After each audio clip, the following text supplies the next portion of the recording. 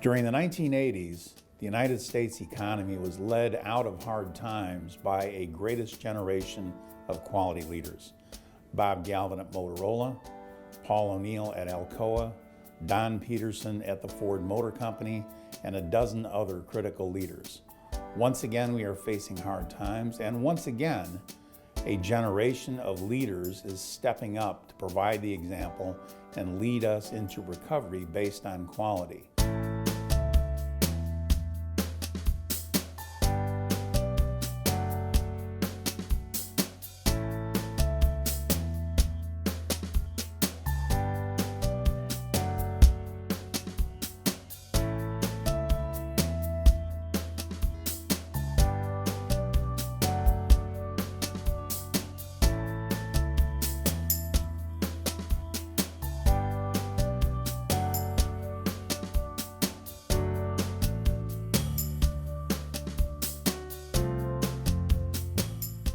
Quality has got two major components, one being the process excellence that leads to reliability and drives out waste and prevents errors.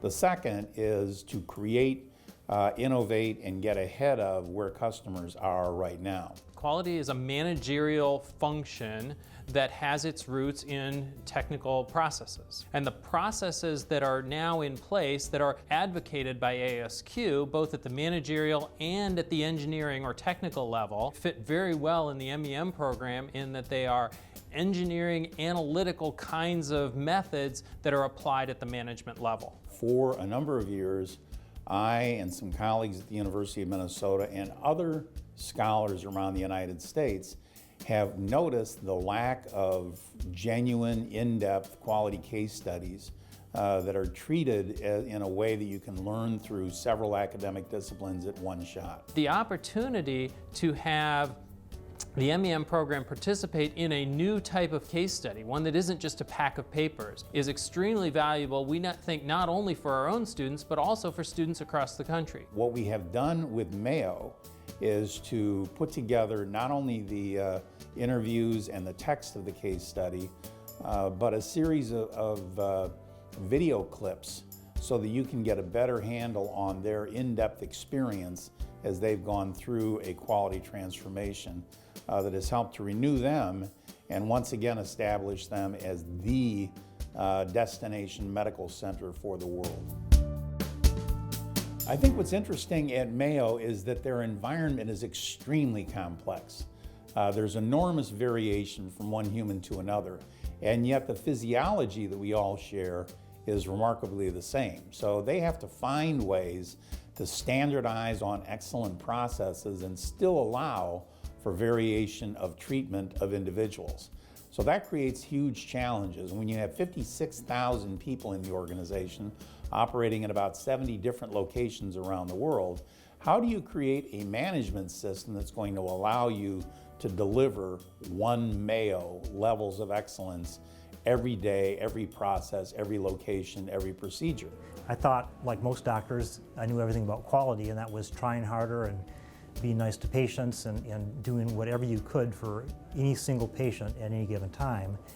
And I learned at Carnegie Mellon that the quality is a whole science to it. It's about systems engineering and culture and execution and engineering. And the more that we looked at national numbers, the more uncomfortable we got with seeing our own defects of care and inefficiencies and opportunities to create value for our patients. So I had a pretty good idea when we opened this new chapter that the door was, how do we take quality to another level altogether?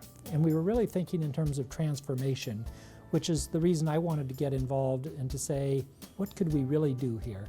And I was confident that the board and Dr. Cortese at the time was very serious and was basically going to give us what we needed to get done. We needed, and this is one of the lessons from Baldrige, we needed a customer focus, we needed to work on culture, we needed to work on infrastructure and measurement. So James Dilling, my administrative partner, and I looked to some of the best in the country in a number of different industries and learned from each of those different businesses, outstanding businesses, something that we could bring to Mayo and put together into a comprehensive, balanced program. We put together a group of educators and engineers at Mayo and really looked to see what would we need in order to have a program of this size that could be employee education, education for our physicians and scientists who are already well trained in their areas, along with the next generation of students. And we decided that really we needed two parts to a successful program. One would be cultural transformation, and then the other side was really the technical side. What were all of the courses and the classes? How do you improve the competency within the organization, or I guess I referred to it as the improvement competency of our staff? And what are their abilities? And then we also expanded and said, well, it's not just about process improvement. We need change management, we need project management, we need leadership skills. And so it was, how do you embed all of those thinking into some sort of a formal curriculum? The new chief executive at Mayo, Dr. John Noseworthy, as they established the Quality Academy, a place for people to learn the Six Sigma and Lean skills they would need to transform the company, he began every meeting by asking people to raise their hands and tell what kind of a quality pin they had received. He himself would hold up his own pin. And so it was an enormous reinforcer from the top that this is important stuff. I was overwhelmed at the beginning to think how we would carry out an education and training program to so many employees where the material had so much depth and variety. Taking a physician off of the floor or a surgeon out of the surgical suite for that long a time, takes a lot of consideration. How do we get our future staff of Mayo to understand these and build it into their training? And so that's where the idea arose, well, if we put this into our College of Medicine and it were embedded in the curriculum of the medical students and the residents, then we're now beginning to train those leaders of the future at Mayo Clinic, and then we just have to catch up with our staff. Healthcare is, as a business sector, is still a cottage industry in this country. For the most part, physicians go to a hospital like farmers go to a farmer's market, and they can grow their corn and they can market it any way they want to in the best interest of what they have in mind. And so the hospital in most American cities is a farmer's market that has high variation, because every physician can go in and do what he or she thinks is best for the patient. So the more that we can move from the cottage industry to this post-industrial era where we have standard work that is in the best interest of the patients, that's where we have the biggest opportunity to make a difference. So that is the challenge that they face, and what we think is that trying to develop that system and make it work is a remarkable achievement. That is a multidisciplinary task that is extended over a number of years and well worth analysis by any student of management.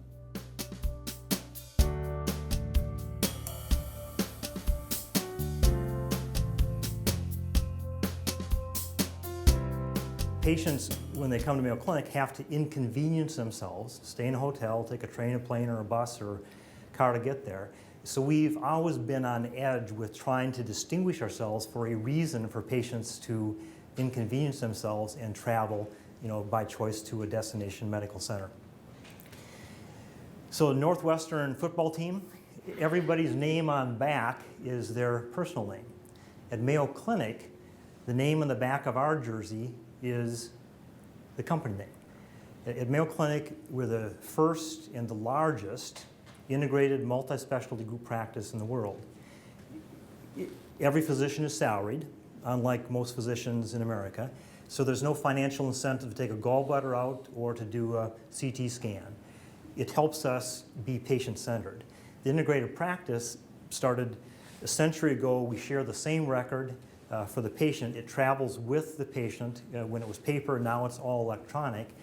And it's an integrated practice where where patients move from generalist to specialist to surgeon in a compact itinerary where 80% of the time the patient has a diagnosis and a surgical treatment, if that's indicated, within a week's time, because that's the goal of our compact patient-centered organization. That's a little bit about where we're starting from and how Mayo is organized.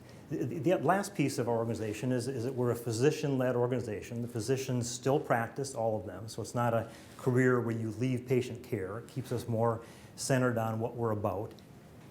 So you're engineers, or at least have a good understanding of engineering, so you don't look at this glass as half empty or half full. You would say, at least if you're a good engineer, that this glass is twice the capacity as it needs to be. And so this is healthcare. This is what healthcare looks like. Healthcare, when you look at the $3 trillion that we spend on healthcare one way or another in this country, 40 to 50% of that spend is waste. And the waste is predominantly, there are a dozen categories, but it's predominantly three things. It's overuse, it's preventable complications, and it's process inefficiency.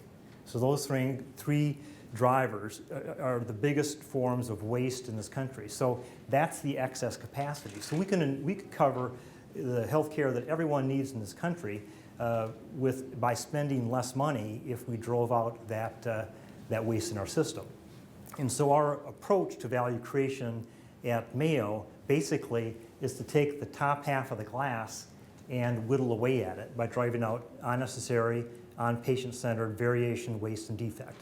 And that's the main value proposition for value creation.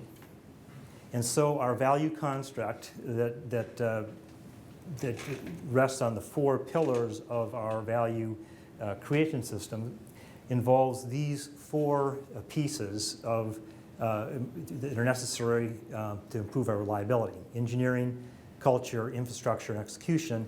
And that's what we'll share with you in these short presentations. I'll focus on execution, culture, and engineering, and then James will clean up my mess and explain what we mean by the infrastructure piece of value creation.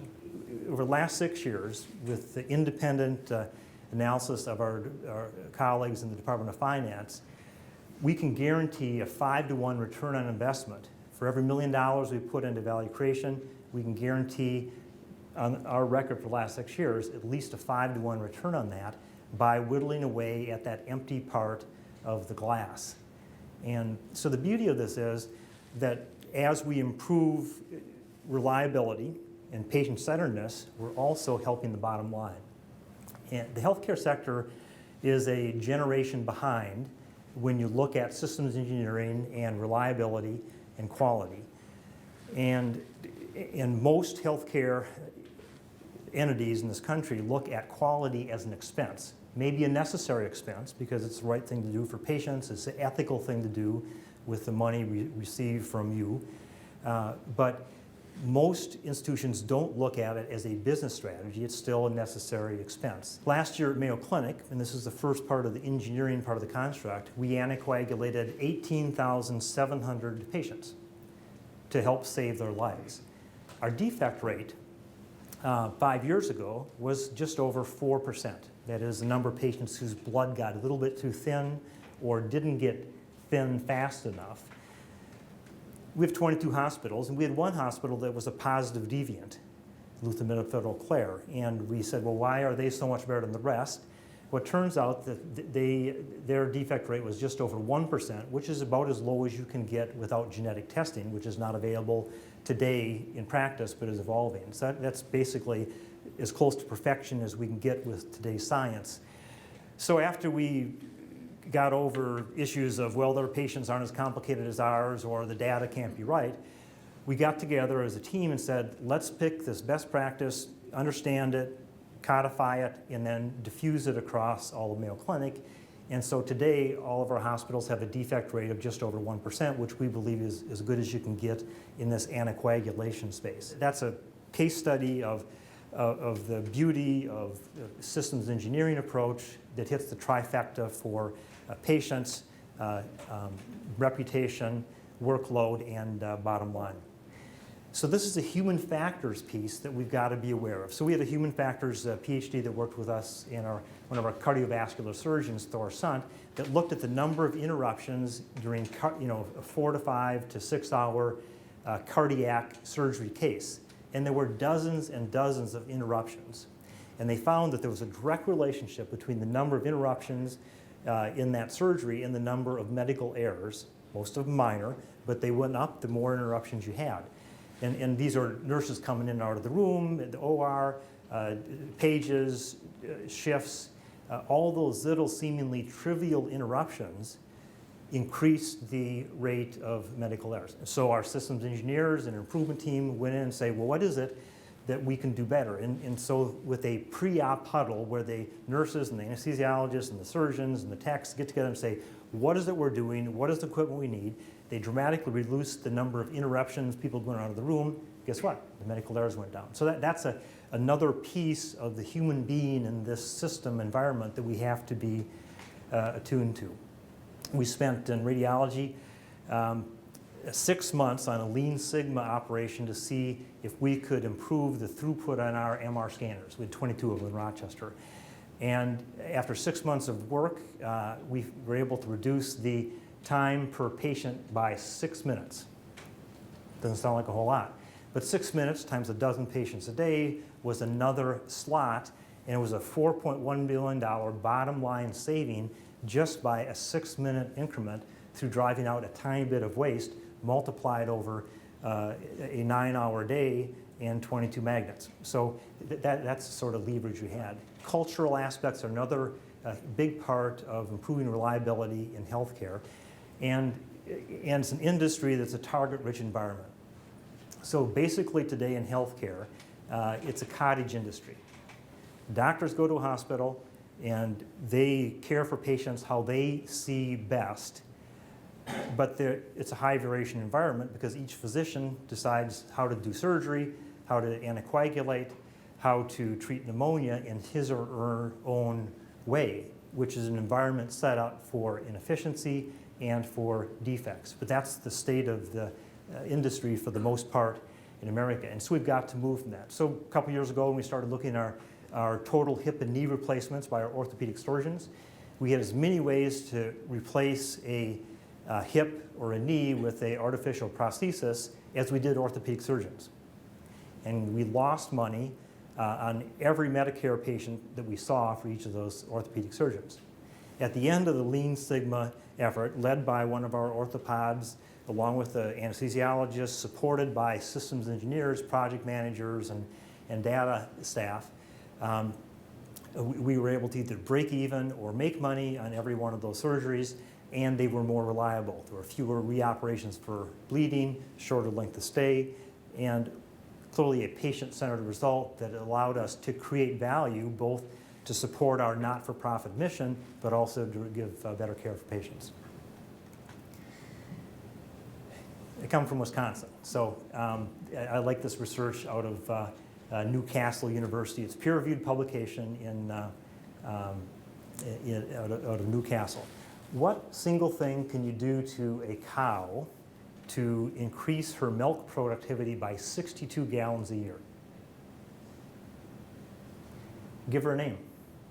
If you give her a name and use it, that cow produces 62 more gallons of milk a year. Well, guess what? If you treat humans humanely and give them a name, treat them with respect on your team, they become more productive. You create a safer patient environment because colleagues, nurses, pharmacists, techs, and students are more comfortable speaking up. There are fewer defects in handoffs, which is handoffs and communication are the root cause of about half of all of the sentinel events or significant harm events in this country in healthcare. And so culturally, as you decrease this steep power distance interval between physicians and the allied health that they work with, as you decrease the steepness of that, it becomes a safer, more friendly environment that is also more productive. If you look at the changes of commercial aviation in the last 3 decades, the reliability increase is staggering. And you talk to experts in commercial aviation safety, what are the big drivers of that? It's not technology, that had a role. It's not simulation, that had an important role. The biggest driver of the increased reliability in our commercial and naval aviation is something called crew resource management. So the interesting thing about transparency, in the New York State experiment with transparency, Pennsylvania experiment with transparency, is that it didn't make any difference, like for President Clinton, in where they chose to have their surgery. Even though there were dramatic differences, not even in infection rates, but in mortality, death. Several-fold differences in risk-adjusted mortality didn't change the patient choices a bit. It may someday. But what it did change was the physician and hospital behavior, and those numbers got better because the transparency was a catalyst for change, because they became aware there was a difference, and they looked at, and they were catalyzed to make changes in their practice to improve those rates. So transparency is a powerful tool to use nationally and statewide and within institutions, even if it hasn't driven patients yet in their choices of hospitals and medical centers. If at Mayo Clinic we've established a safe practice, a safety belt for patients, and if you want to be a Mayo Clinic nurse or physician, you fasten that seatbelt or you don't have a job.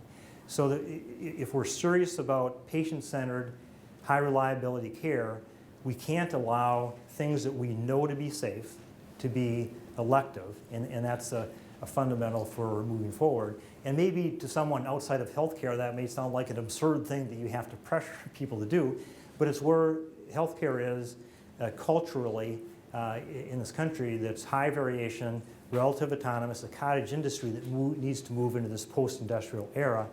And these are the four things that we think are necessary to move us in that direction, is working on each of those in concert together to improve the reliability of our care that we know has a dividend for patients, and we know if we do it right, it has a dividend for a not-for-profit organization that can support its mission and continue on in those goals.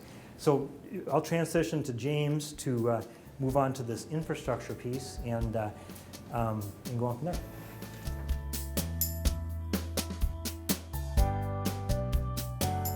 I'm going to talk about another topic, and Steve and I have done this presentation in a variety of different ways, in this concept of value creation system and what we called the construct, and we came up with these four areas.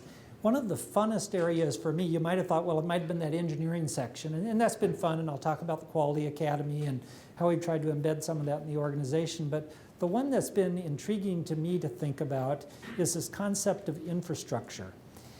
And wording it a different way is, how do you make the right thing to do the easy thing to do?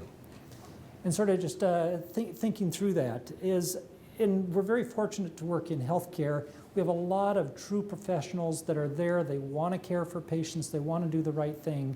But you don't have to spend too many hours walking around the halls talking to physicians, nurses, techs, and you learn how frustrated they can be because of the barriers that come into their environment on a day-to-day basis. I was talking to one of our CEOs at one of our sites early in our journey, and we were talking about this concept of stop the line. And if any of you have studied Lean or Toyota and so forth, you hear that concept. And so we were having the discussion about, well, maybe we should install that concept at Mayo. Stop the line. If there's anything that's interfering with ensuring the very best solution comes out for a patient, we'll just stop. Interesting response from our CEO. He said, if we did that, James, our organization would come to a screeching halt. Because those things occur every day, every patient to some degree. Now, most of them don't translate into any harm of any sort, but they're frustrations. So that's sort of where we started with, oh, that's the hand we're dealt, and how do we take that to another level? So this concept of infrastructure is one we've thought a lot about, and again, Dr. Swensen alluded to a few things. A lot of things that I think put Mayo on the map, and it's been fun to look back at things of salaried physician model. As he pointed out, that's very unique. The idea of an integrated medical record. The scheduling, he mentioned that most of our patients that come from out of town, we track it, and about 80 to 85% of them get in and out of our system within 4 to 5 days, regardless of the medical condition that they're facing. That doesn't happen in most of the country. So there's a lot of infrastructure that's been put in place over the course of 100 years But we started thinking about, but what are the pieces that are still missing? What are those things that are keeping us from getting to that next level of quality? And I could stand up here the rest of the night and talk about those because I really do get excited about this area. And I just picked a handful to allude to give you a flavor for these discussions. Decision-making, measurement, education, and diffusion are the four that I am going to touch on. Decision-making was one as we looked at how we were organized. And one of our goals, as we stated, was to say every patient, regardless of what door they walk in, if it says Mayo above that door, that patient should expect to receive the very highest standard of care we at Mayo know how to provide. Across 5 states, 22 hospitals, 56,000 employees, more than 1 million patients a year that we see, that's our standard. I'd like to stand here and tell you today that we're achieving that. We're not. We recognize that, but we're working toward that. So we started looking at what prevents that. And there's a series of things, but one of them was decision making. And we had separate boards at each of our organizations. That's one thing we've done away with in the last 5 years. We have one board now at Mayo Clinic, and that's where all the policy decisions are now made. We have something that we used to call the Clinical Practice Advisory Group. So these were our clinical leaders from each of our organizations. And we would get together. I was on that group as we formed it. We would talk about how we're managing the practice at each of our sites. But the title was important because we essentially did advise one another. Well, gee, you're doing X, Y, and Z this way. Have you thought about this way? We've changed that structure now, so we have a Mayo Clinic Clinical Practice Committee. This group now has access to about $40 to $50 million a year in capital funds and about 10 to 15 million a year in operating funds. And that's now how we're making decisions about the allocation of who gets the next MR scanner, which site gets that, and which site brings up the level. So we look at our systems issues globally now and make those allocations of dollars. And Dr. Swensen and I both sit on that group and participate in those discussions. So changing that structure of how we make decisions so we can ensure we get to a common standard has been an important transformation for us. Measurement has probably been the greatest struggle for me, to be honest, in the last 6 years. And you wouldn't think that, or maybe it's because I'm an engineer, it's the greatest struggle. We don't have good measures for quality in healthcare. I can tell you that. This is something that we've evolved to, and I'll explain in a moment.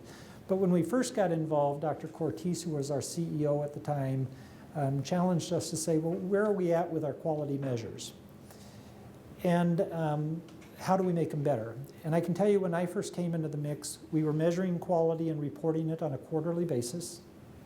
And the data that we were reporting was typically about 9 months old by the time it came out. And if the question and answer, I could get into more details about why that was, but that was our reality. The dream that I've had, and I can tell you that we've not achieved it yet, we're closer, is people would ask me, well, James, why is it we always talk about, or we say quality is the most important thing to us, but we're always talking about finances? And that got me thinking, well, that's right. So I started asking colleagues, and the conclusion we came to is it had a lot to do with availability of information. We have information from how did we do as an entire organization. I can see my return on investment at a local department level. I can tell you the invoice that I paid a week ago. And I have everything in between. When I came to the quality side, and I'm looking at data that's 9 months old and I get it once a quarter, it's not very actionable. And so how do you make that transformation and get to something that's more useful? Measuring quality in healthcare is difficult. I think we're making progress at this point in time, but I would say we're still a long way from having good, solid metrics with which we can use. This is an example.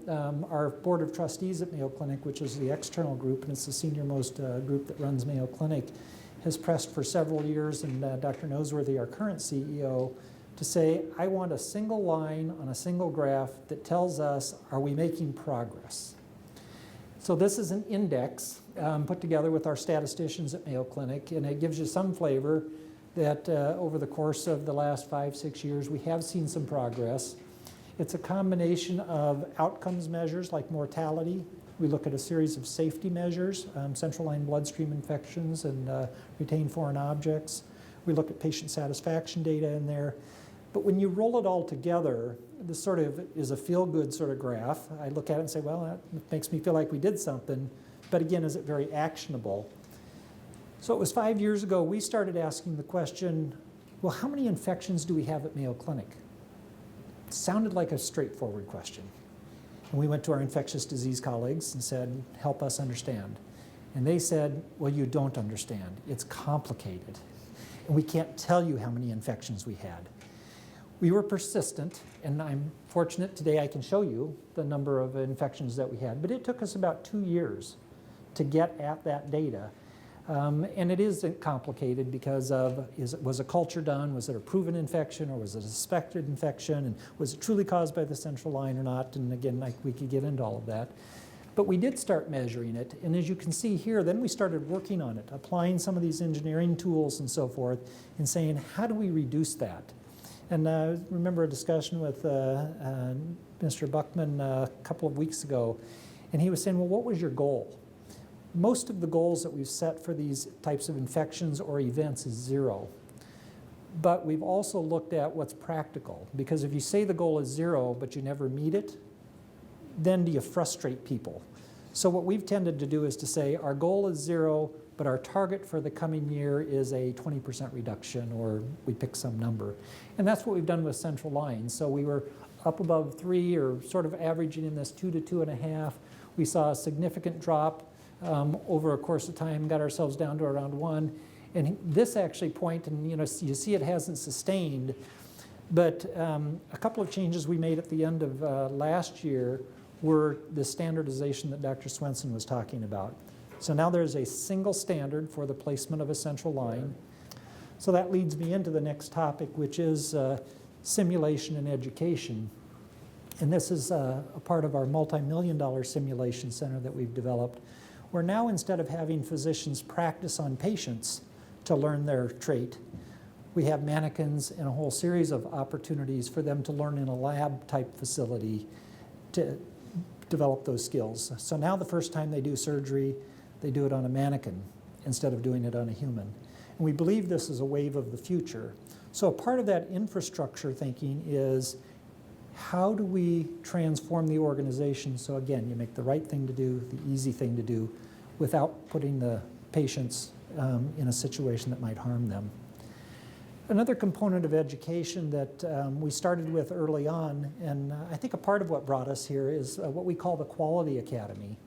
So one of the other elements we saw from an infrastructure standpoint is, how do we develop what I called an improvement competency in our 56,000 staff at Mayo Clinic? So we created this thing we called Quality Academy. Essentially, it was a mechanism to teach process improvement, engineering skills and tools to our frontline staff and our leaders, so they in their daily work could do the improvement rather than sending in a bunch of engineers to fix things.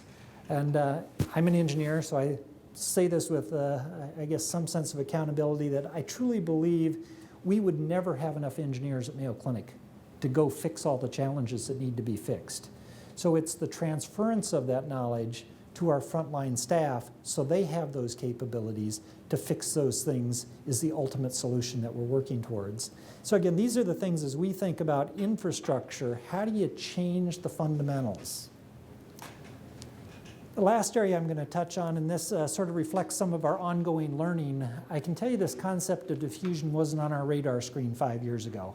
So we stepped back, we pulled all of our engineers together and said, let's look at the engineering piece of this. Dr. Swensen and others, we were thinking about the cultural and how do you get that physician mindset of acceptance of standardization.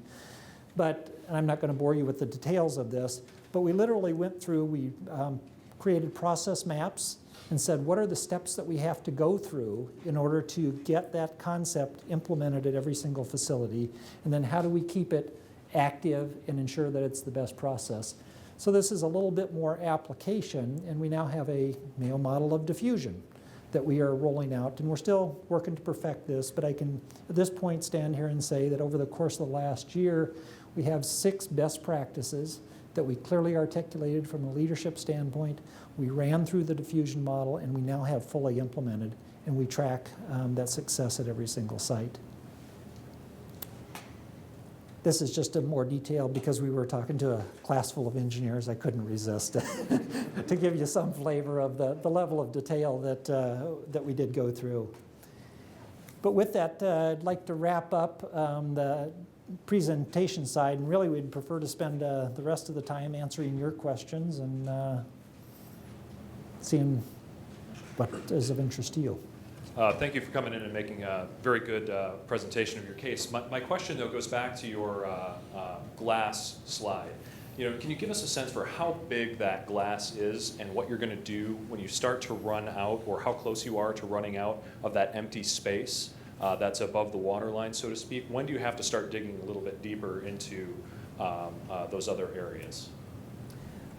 There'll be enough work in healthcare in this country for everyone in this room for decades, because we'll never be done with it. But the order of magnitude in the healthcare sector is stupendous. It truly is, conservatively, 40 to 50% of what we do is waste by overuse, preventable complications, or process inefficiency. And so we don't need to, so there, we Pareto our opportunities and see where's the biggest impact to improve patient care, biggest opportunity for the bottom line. But there'll be, as one of the engineers we recruited from IBM said, healthcare is a target-rich environment.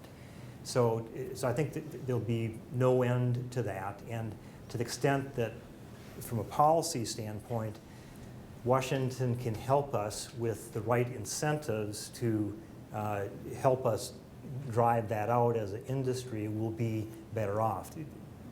I don't want to blame it on policy, but for the most part, our healthcare insurance and system, or non-system that it is, incents this kind of work because we get paid for piecework and volume. And if you pay someone who's on a production model for volume, guess what? They do more surgery, they do more cardiac casts. And in fact, this is changing now a little bit, but for the most part, we were paid for our defects. So someone got a pneumonia or a complication of surgery, guess what? We paid them more money. So there wasn't even a disincentive other than the ethical disincentive for doing that. So there's some systemic things that can be addressed in policy. But even if Washington or Blue Cross did nothing, there still is a business case for patient-centered care by doing, driving out most of those things. Some overuse, but even in our system today, we're paid for that. So I don't know if that got your main question, or James, you had just the one comment I would add is I'm looking around the room and seeing some of the wonderful companies that you work for. Healthcare is still trying to learn what many of your companies have known for decades. And I'd say the quality arena in healthcare evolved from in the 70s to 80s to a sort of regulatory quality sort of an environment. If you passed Joint Commission accreditation, you were good on quality. And then we sort of moved into what I call the process improvement sort of environment, so over the course of the 90s and the early 2000s. But there are still very few healthcare organizations that see quality as a strategic imperative, as the way to run the organization. And again, that probably, to many of you that live in these fine organizations, well, of course that's the way you would function. But unfortunately, that's not the standard. In fact, it's the minority in healthcare at this point. So until that transformation gets made in the healthcare sector, I think, again, as Dr. Swensen alluded to, that glass is going to be half full for a long time. Hi, I'm curious if you brought in any outside auditors to do external monitoring of the quality team to make sure, to get another point of view and make sure you guys were doing what you want to do. And then the other part of the question is, how did you do enforcement, internal enforcement? You talked about incentives, but how did you make sure people were actually following the policies and procedures? We certainly do benchmarking on a regular basis, and when James and I took over, that was the first thing we did. We traveled to several organizations, most of whom were outside of healthcare, to look at what the best practice was for value creation and quality. So we had that input. And we've had one formal external view to look at our whole value creation system. We have accreditation organizations that come in, like all 5,000 hospitals, that look at these things, including the processes of process improvement. But I don't know if there's anything more rigorous than that. And the concept of enforcement, particularly with the physicians, but I would say it applies to nurses, dietitians, pharmacists, et cetera, is, these are individuals that view themselves, and appropriately so, as professionals. So the idea that someone's going to stand over their shoulder and enforce X, Y, and Z. So we haven't so much taken what I'll call the enforcement track as we have leveraging what they already want to do. And what they want to do, the reason they all got into healthcare, why we all got into healthcare, was to improve the lives of the patients that we serve. And so if you can convince the staff that these steps or this new approach will achieve that end, then you don't have to force them to do anything. It's get everybody on the team pulling in the same direction. So a lot of what we've done is transparently share data. And that was a hard shift for us. So we didn't used to talk about the patient harm that occurred. One of the things we routinely do now is about every 2 weeks we send out a summary of patient events that occurred at Mayo Clinic, and it's sent broadly to a list of hundreds of people. We routinely share this information on our internal website. We have data that we share on our external website. So it's more the matter of sharing information to allow people to understand how to be better, rather than the concept of enforcement is the track that we've taken. But we do keep track of that. So for instance, for the central line placement and management that James talked about, or after surgery, we have special drugs we use to make sure patients don't have complications of clots and so on.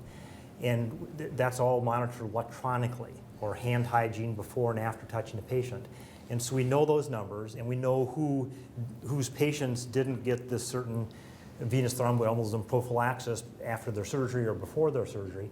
And then we can talk to them and say, was there a reason that you opted out? And was it patient-centered, or was it because you thought you had a better way? And can we learn from the protocol? And then we have that conversation, and if it's something we can learn from, great. And if it's a behavioral issue about making the right choice, then we coach them. But eventually the decision will be that they wouldn't practice at Mayo Clinic. So we do, for almost all of our major initiatives, we measure for a while. We can't measure everything forever because the bureaucracy would be this big, but that's part of the control phase of the improvement work. And this is where a movement to electronic medical records is going to help us significantly as well. And I tend to be a pretty optimistic person, and one of the things that I actually believe positions Mayo very well, if you look at healthcare again across the country, there's only somewhere between 17 to 18% of the healthcare environment is automated with electronic records at this point in time. So that's actually a pretty small amount when you look globally. We've spent somewhere around the last 10 to 15 years getting there. And then if you look and say, well, how many organizations have an integrated record across the inpatient and outpatient environment, that 18% drops to probably about how many I can count on my two hands. And then when you say how many have digital images that are available to their staff in addition to an electronic record, now you get down to one hand. There's a very small number of healthcare organizations that are at that position. We're fortunate that Mayo happens to be one of them. So we're now coming into a period of time where we've now done the basics of getting it in place, but in many times it's more frustrating to our providers. But the next iteration of these systems are going to help us, as I said earlier, make the right thing to do, the easy thing to do. So that's the order set that pops up, the standard. And so now, in order to do something different, they have to opt out. And there may be very legitimate reasons for doing something different, which are in the best interest of the patient. So we would never take that option away. But again, we'd then be able to track, well, how many opted out of that standard order set? And then again, as Dr. Swensen alluded to, begin to understand, well, why? And then they may help us improve upon the order set because we were consistently not doing something that was in the best interest of the patient. So, in the documents that we received, there was mention that you used the criteria for the Baldrige Award. Do you still use that, or are you trying to apply for the award, and has it helped shape the organization to work towards this continuous improvement? I take that. Actually, it has helped to shape our thinking. So one of the things that Dr. Swensen and I participated in, I don't know, how many in the class have had some active engagement with Baldrige? Let me ask that question. Okay, so a small number actually. When we were in the Department of Radiology, we actually went through the Baldrige process for the department and actually submitted to the State Quality Council a submission and went through the review process and so forth. We've had a couple of other departments that have done a similar thing, and then our Mayo Clinic health system actually has done that on a system-wide basis, both at the state level and also submitted for the National Baldrige Award, and had an interview but was not selected. The conclusion that we reached, and we talked a lot about, do we use that as our fundamental structure for how we're going to approach quality at Mayo? And we chose not to actually apply the process in the literal sense, but we've taken a lot of the components.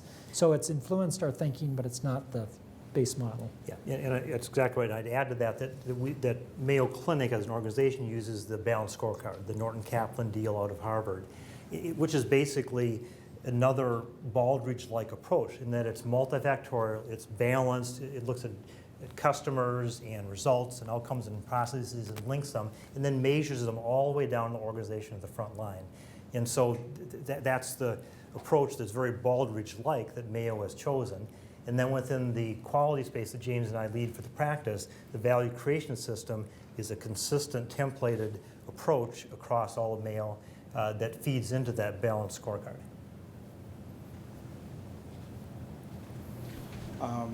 When you invest in quality, you don't see the results until later.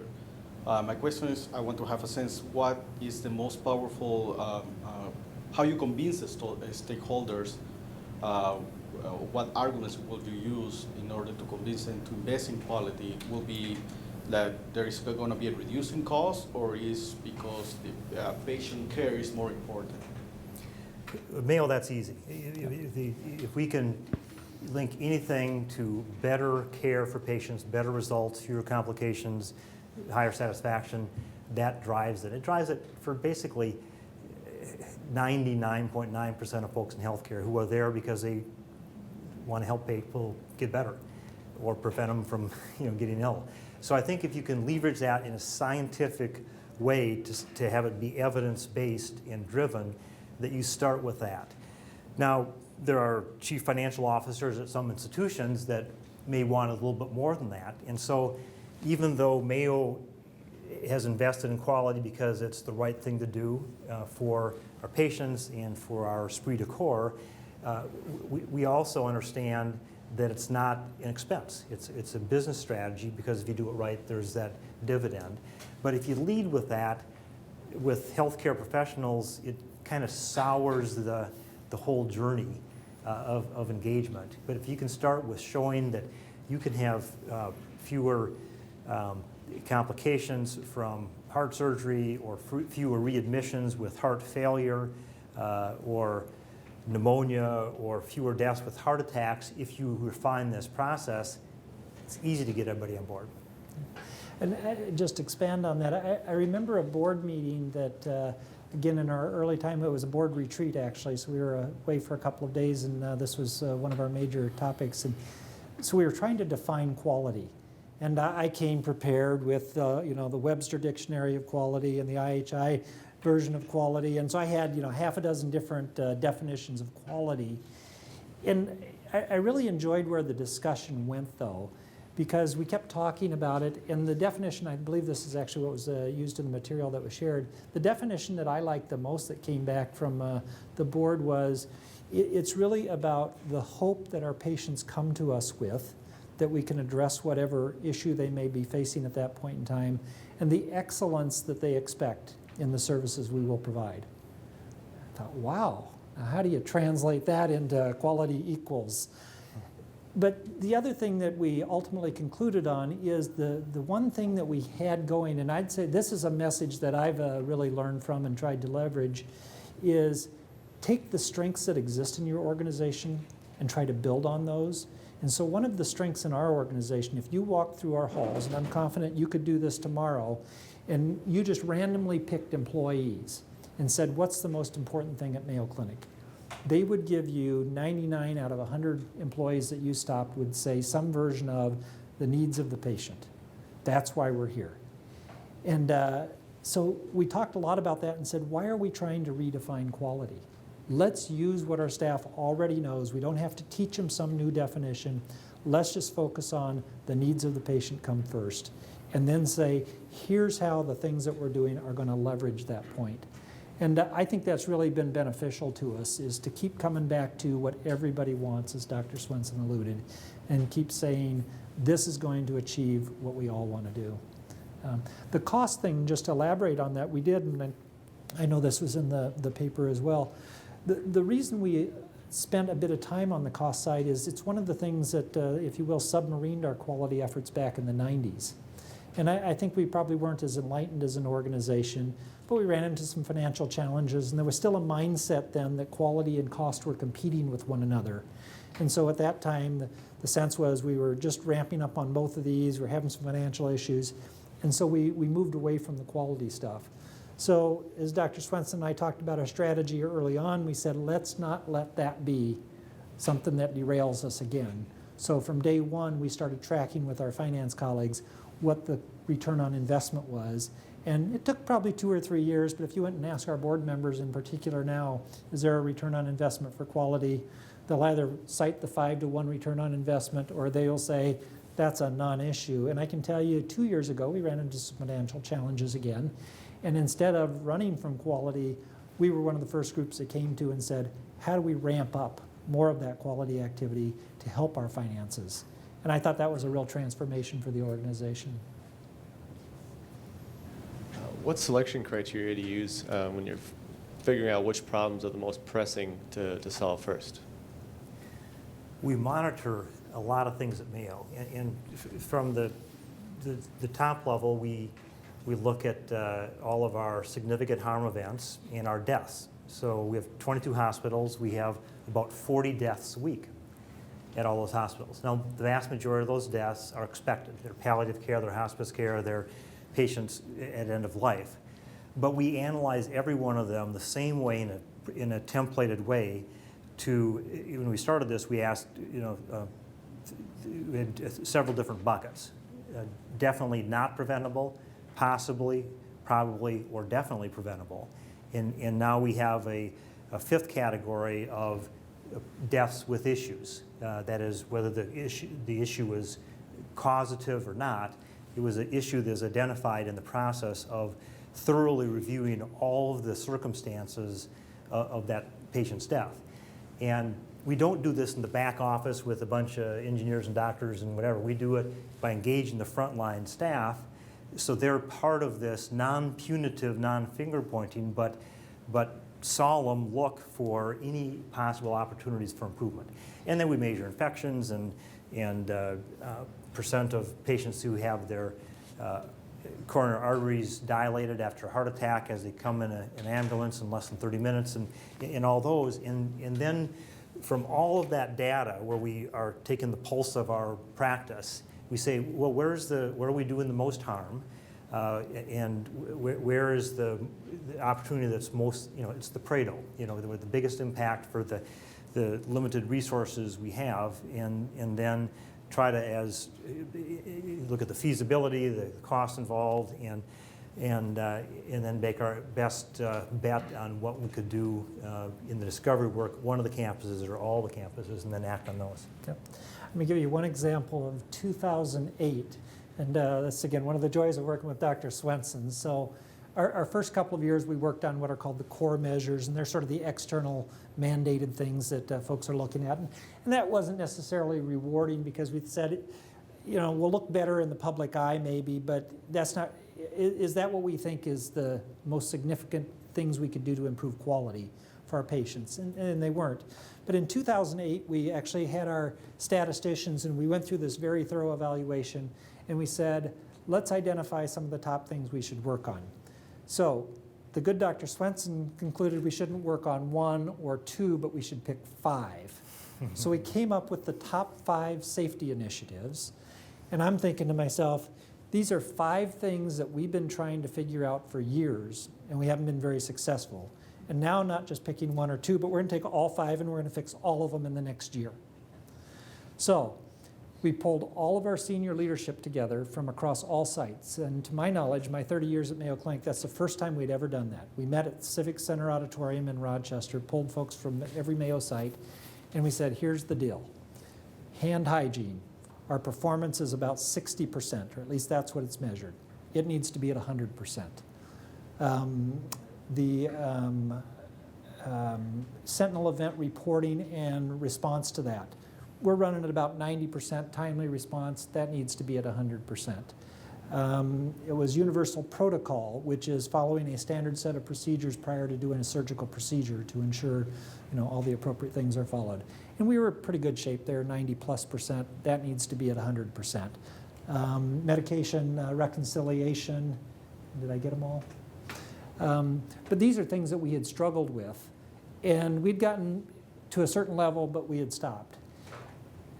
We ended up, worked on them for a year, had made some good strides, didn't get there. We kept our focus on them for the next year, and after 2 years, we had gotten 4 of the 5 close to those final targets that we got. And I won't say we got hand hygiene to 100%, but it's average around 97% now from 60% compliance. So huge leaps in each of these.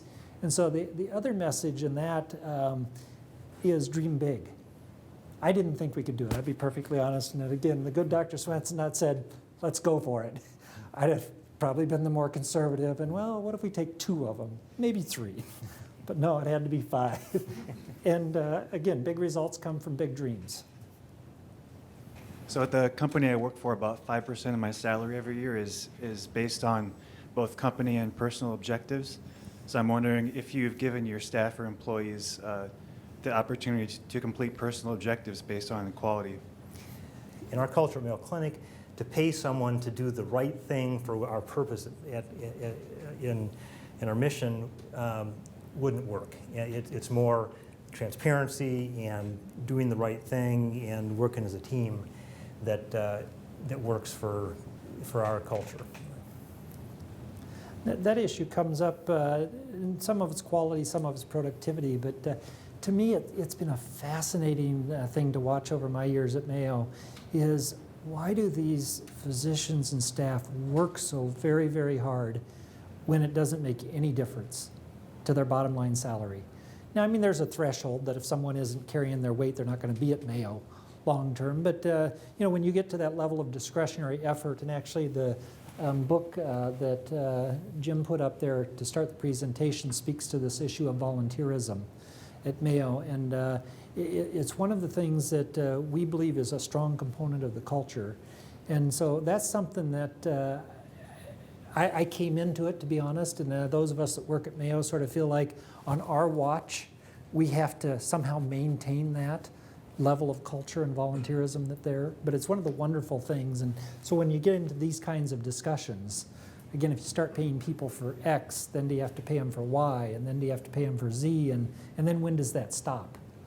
So engagement is a powerful, powerful human force, and so I just think back in radiology, we put together a reliability cohort, internal collaborative of 8 teams, and they were nuclear medicine and chest and breast imaging, the whole bit. And each one of them had a doc, an administrator, a nurse, and a tech, and they got together to improve the patient care. And they did it, this is volunteerism, and they did it in between cases after work and noon hours. And at the end of this internal collaborative of 8 teams, all of them made some sort of progress. Some had some great breakthrough successes. But one of the colleagues we had lead this from part of Mayo got a standing ovation at the end from these 70-some colleagues who maybe most of them for the first time were involved in something to help improve our patient care in a very systematic way. And part of it was for Roger Rezar, who led it, but most of that standing ovation was because these colleagues were so proud to be part of improving the care of patients, which was, most people aren't motivated by salary. You do studies. They're demotivated if they aren't paid what they think should be paid. But the most important motivators are with engagement and feeling of self-worth and respect by other members of the team, and that collaborative just rang that home for me. And it's a priceless thing. It's like those cows. I see your progress like wonderful, but my question is, how do you compare and measure your progress with the closest competitor? So where we've gone to is, I don't know if Mayo's #1 or #5 or whatever that is. I'm confident in saying that I believe Mayo is among the best healthcare providers in the country. But that's the wrong discussion. And that's where we started 5 or 6 years ago, because one of our challenges was that if you've got a workforce that says, well, we're already the best, then why do we need to work on this? So what we did is said, change the question, change the dialogue. It's not about whether you're the best or the second best or whatever. Are you as good as you can be? And if you're not as good as you can be, let's focus on getting better the next year. And so that's really the focus that we've had, is to not let ourselves get lulled into patting ourselves on the back by saying, we're already good. And when you start looking at the number of defects and errors and issues that do occur with our own patients, you can rapidly say, oh, well, we've got a lot of room to improve ourselves. So that's the path we've taken on that issue. I can understand that improving quality can motivate healthcare workers, because you can see the patient outcomes, but measurement takes time and costs money. And everything you've talked about involves getting people to do measurement and to get those measurements to be accurate and to spend their time maybe measuring something when they might be thinking they could be helping the next person. How do you deal with that motivation for measurement? This has been a challenging area. I hope I see a light at the end of the tunnel. I've got a staff of 35 people that work in one of my areas, and that's all they do, is measurement. And they're cranking out these numbers and graphs and so forth. We do have a standardized piece of software that we use across all of our Mayo sites, and everybody plugs data into that. So that's one thing that's helped us. But where we hope to get to is, again, using the electronic systems, the EMR and clinical departmental systems, to help us measure these things. And so, for example, the central line bloodstream infections all used to be manual in terms of how we collected and reported that. Over these last 2 to 3 years, all of the infection data is collected in what's called a system called the EASY system by our infection control nurses. So that's a part of their operational system. That data is then blended with information that we have from our EMR in terms of the overall number of central lines. It was getting the denominator was frankly the hard part, because we only have somewhere in the ballpark of 100 to 150 of these per year is where we were. So you could get the numerator, but what was the denominator? But now we have that automated. So now all those reports just fall out month after month. My question surrounds the topic of communication. You alluded to comments around transparency to share data. Obviously, geographically, you guys are spread across several states, 56,000 employees. What strategy do you use to get everybody on the same page, same vision, same alignment? Part of the strategy is you've got to buy a bunch of airline tickets and rent a whole lot of hotel rooms. We've had sophisticated telecommunications and satellite T1 whatevers both for decades, and that's okay.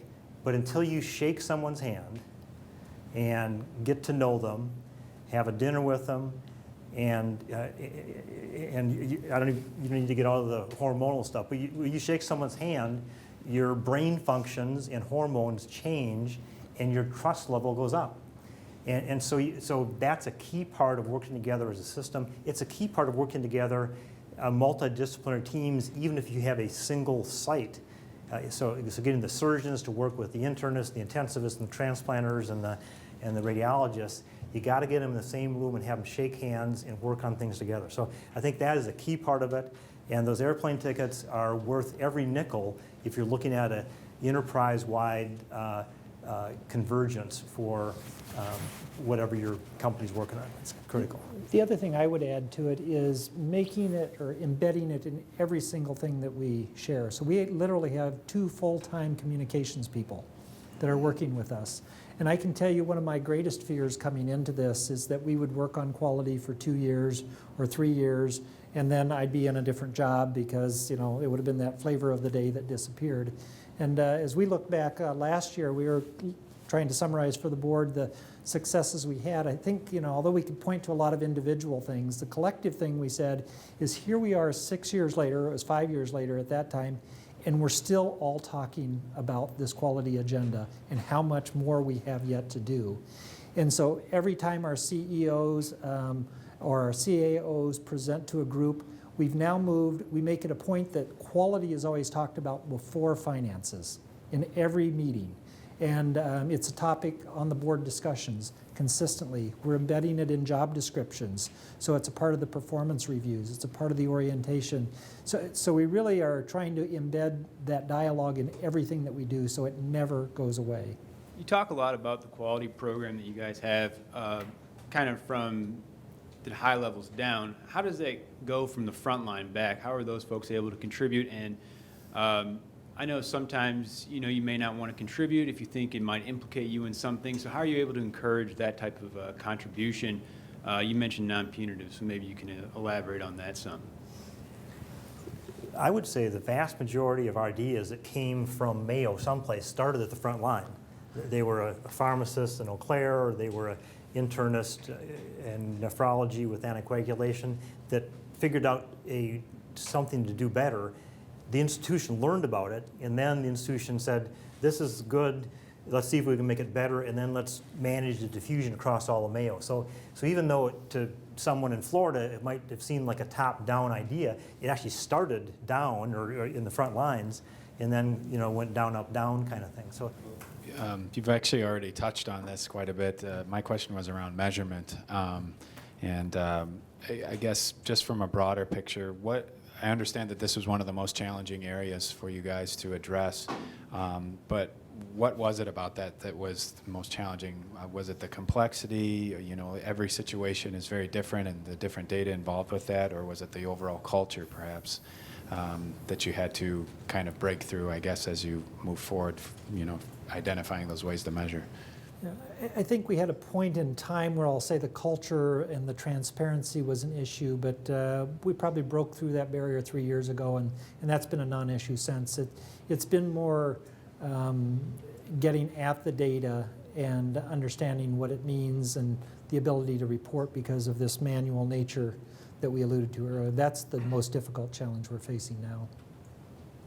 And to get really good data is hard, because most of the data you see published about healthcare institutions is administrative data. It's the documentation, the chart, and it's the coding for billing that determines all these safety quality ratings, which you talk to a doctor or a nurse and say, that's administrative data. Why don't you check if there was really an infection, see why this patient was readmitted within 30 days. Was it on purpose because they had a transplant that they planned for?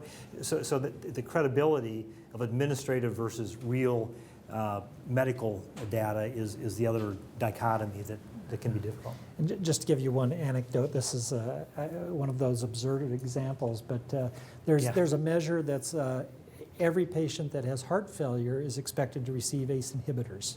And if the patient doesn't get ACE inhibitors, you get a black mark against you, and your percentage compliance goes down. Well, at Mayo, and this wouldn't apply in most community hospitals, so you'd see community hospitals at 100% compliance. Well, at Mayo, we do sophisticated enough stuff where patients have what are called ventricular assist devices, basically artificial hearts. Well, if the patient doesn't have a heart because they're on a ventricular assist device, you would never give an ACE inhibitor because it's not going to affect this artificial device. Yet there's no allowance in the reporting rules as set up by the government to reflect a patient that doesn't have a heart. So you get these absurdities that our performance looks bad when, in fact, we're doing things to save the patient's life that are well beyond the capacity of most other healthcare organizations. And so that's another piece of and that's not a majority issue, but it's some of the absurdity that goes in this measurement stuff that we struggle through. There's peer-reviewed published research out of Dartmouth University, and it's called the Dartmouth Atlas, that shows that there are a few medical centers in the country that are at one end of the spectrum for utilization and outcomes. And what they showed in a couple sentences is that Mayo Clinic's care utilizes 32% fewer resources to get better quality and lower mortality. That's $1 trillion a year. They are setting an example for the United States on how to save money while delivering great quality health care. An example that we badly need as we have the world's most expensive healthcare system. And I really think this next stage is all about quality as a strategic imperative in healthcare. And how do you distinguish yourself as an organization from others? Because it's the way you think, you function, you breathe, again, in the fabric of your organization. And so I think if people are willing to make that commitment, then they can see themselves going to the next level. We have 56,000 employees at Mayo in various locations in Minnesota, Arizona, Florida, and then throughout Wisconsin, Iowa. The number of employees who have embraced quality and wanted to become a Bronze Fellow has probably been the most rewarding. And I don't know if I had a number in my mind in terms of how many I thought we would get, but I was hoping hundreds, maybe thousands. But at this point in time, we have more than 22,000 of our staff at Mayo Clinic that have achieved at least the bronze level, which was really beyond my wildest dreams of what I thought we would do. So if every nurse and tech and medical student and surgical resident gets some training in safety and reliability and human factors and in courses in our quality academy, then when we hire them, that job is already started. We think that's the best way at the end, that it's just the way people do their jobs as opposed to a special project. And if we want to improve something, they don't feel like they have to go ask someone for permission or get an expert to come assist them, because all of those create bureaucracies. So give them the tools was the concept, and I think that's what's playing out. At Mayo Clinic, the three most precious things we have are our patients' trust, our reputation, and the esprit de corps of our staff. And working on a reliability engaged and improved all three of those. Our patients' trust in us grew, our brand grew, and one of the most gratifying and exciting things about working on quality is if you do it right, you engage frontline workers, nurses, doctors, pharmacists, techs. And when they get involved in improving the care of patients, which is what they went into the profession for, they become more engaged. An engaged worker is a happier worker, a more productive worker, and it's better for patients because their satisfaction is higher, and they see if colleagues on the medical side are working as a team or is working as independent practitioners. And the more they see us as a team, the more confident they are in the care they're getting. We've been able to demonstrate one case at a time that we can improve care, improve efficiency, improve patient satisfaction, and lower harm to patients, all simultaneously. It's not a trade-off. We started to develop additional ways for people to learn. We have probably 5 different ways that a person can master the material that's at the Bronze Fellow level. They can do a self-guided tour. They can take a face-to-face class traditionally. They can go into a computer lab and work through the materials with a roving instructor. We have a game format like the Jeopardy game. So we're trying to appeal to as many different learner types as we can. What was interesting and gratifying and surprising is that we can make progress with these physician professionals who pride themselves on their autonomy and being able to do the best for patients in their own way, and with data move them to a convergence on a single high-value practice.